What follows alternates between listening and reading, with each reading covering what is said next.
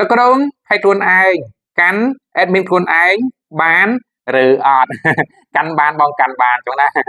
ហើយរបស់បង admin ក៏របស់បងគឺបានណាបងអាហ្នឹងគឺបានតែម្ដងបងអត់ចាំបាច់ទៅបញ្ចូលដាក់ admin account របស់គេហ្នឹងក៏បានដែរអញ្ចឹងណាបងចំពោះបងប្អូនយើងដែលរកលុយ pay content pay CM ជាដើម tool ហ្នឹងណាបង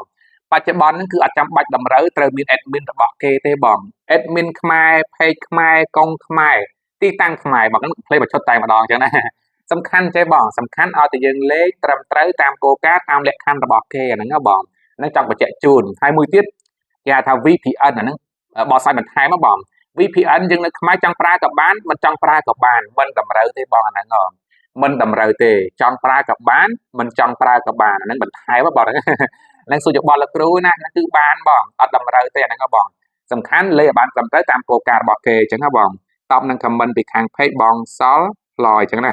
សួរលោកគ្រូ Pharisee ក៏ដូចគ្នាអាជីវកម្មមុខរបរនេះក៏ដូចគ្នាដែរបងដោយលោកបង្កើតឲ្យបងប្អូនយើងដូរគឺ page របស់គាត់ admin របស់គាត់តែម្ដងមិនថា Pharisee page អាជីវកម្មដូរស៊ី online អញ្ចឹងបងតែមានលោកគ្រូអមពីខាងក្រោយលោកគ្រូចាំជួយ support ទេអាហ្នឹងមើលការខុសត្រូវជីវៀងគាត់លេខខុសគោលការណ៍ឬក៏មានបញ្ហាលោកគ្រូចូលទៅជួយតែសំខាន់ចង់បញ្ជាក់ណាបង page របស់បង admin មកគឺបានតែម្ដងណាបងបើឈុតតែម្ដងណាកាន់បានបងកាន់បានអត់